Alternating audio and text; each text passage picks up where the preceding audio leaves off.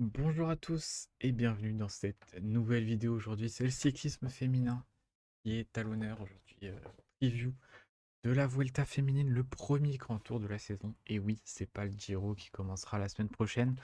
On y reviendra en temps voulu. Aujourd'hui, on se fixe sur cette Vuelta féminine qui commence donc aujourd'hui au moment où vous voyez cette vidéo.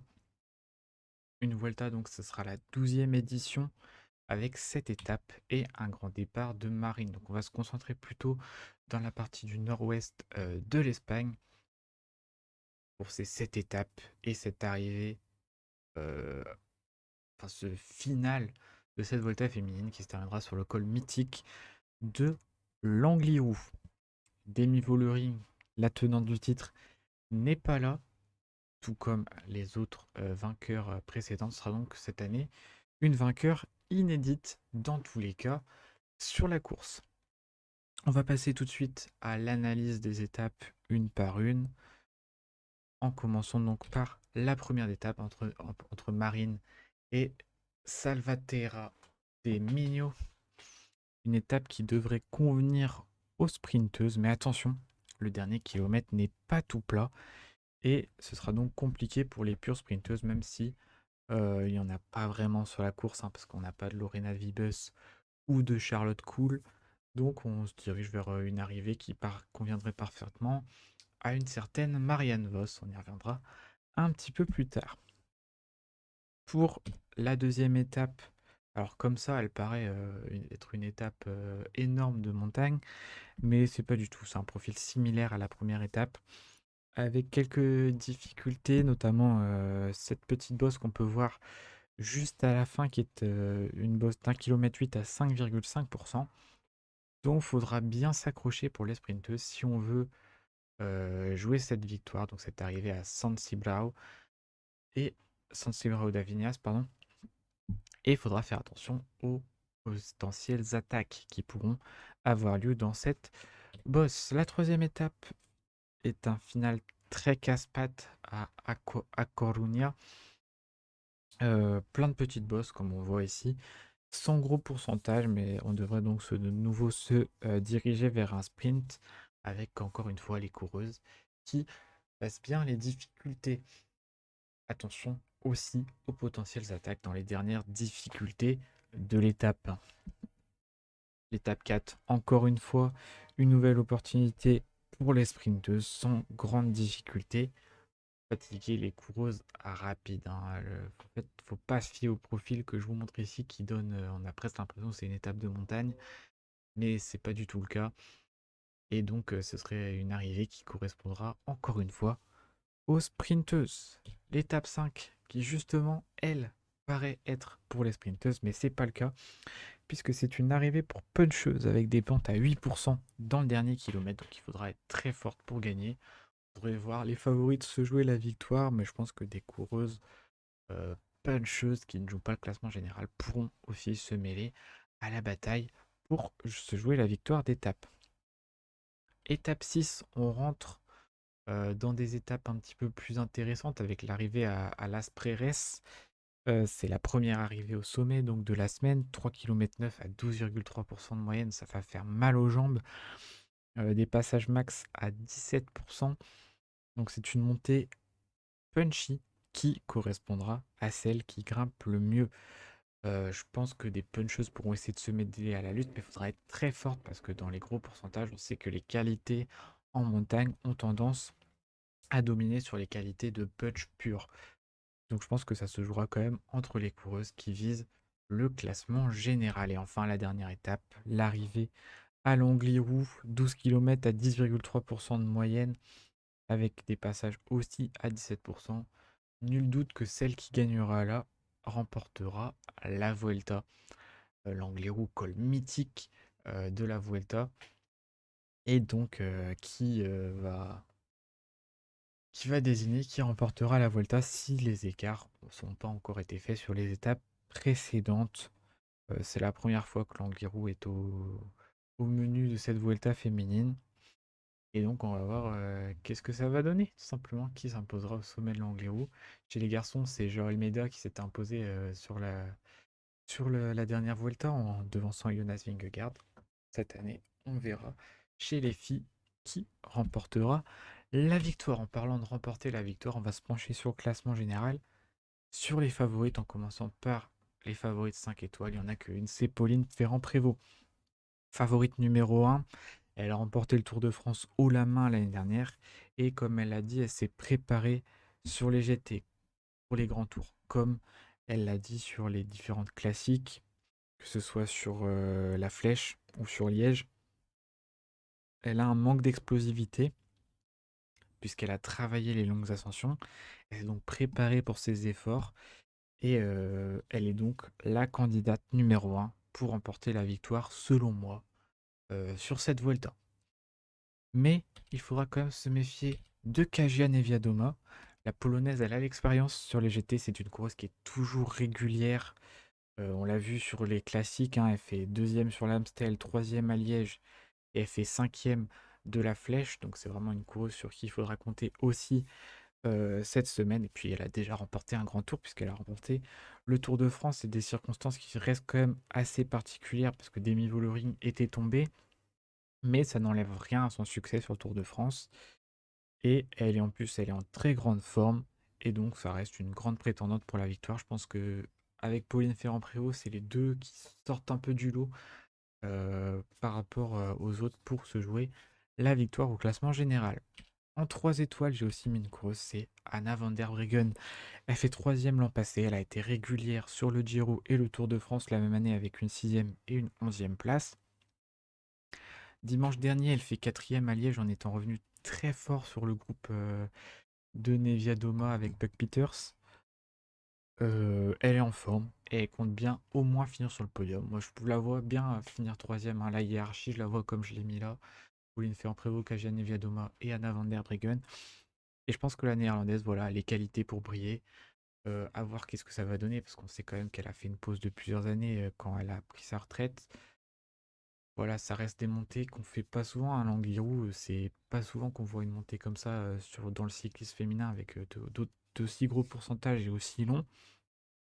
Donc ce sera un test pour elle et on verra si elle peut tenir et jouer la victoire au classement général. En 2 étoiles, j'ai mis 2 coureuses. Alors j'ai mis une coureuse qui va être intéressante à suivre, je pense que c'est Paola Blasi. C'est peut-être l'interrogation, elle a été très forte sur les Ardennaises avec sa victoire sur l'Amstel, sa troisième place sur la Flèche. Sur Liège, c'était un petit peu plus compliqué, mais elle fait quand même top 10.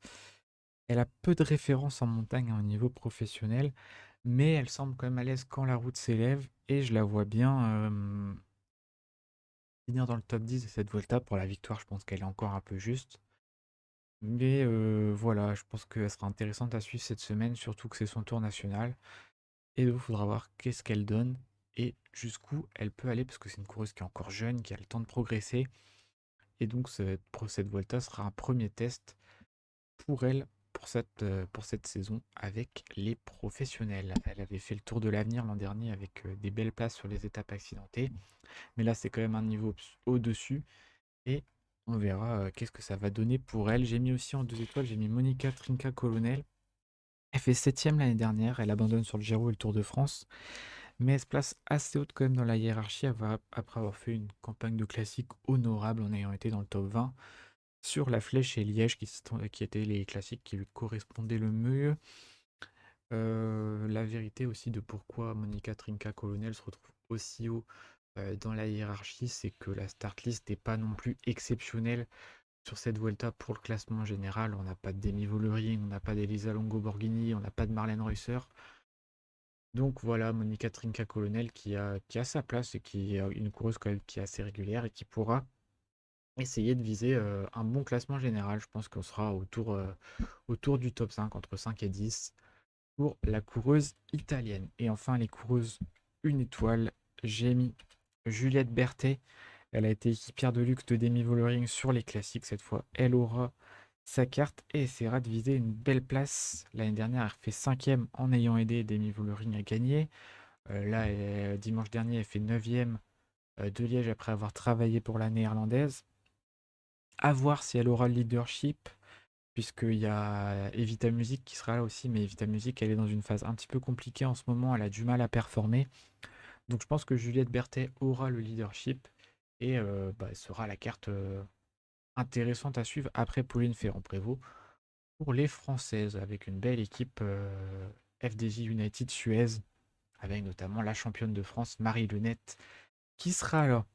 J'ai mis aussi Yara Castellain. Alors, elle vit un début de saison qui est très compliqué, mais cette Volta sera une occasion en or de se rattraper sur la course sur laquelle elle finissait 8e l'an dernier.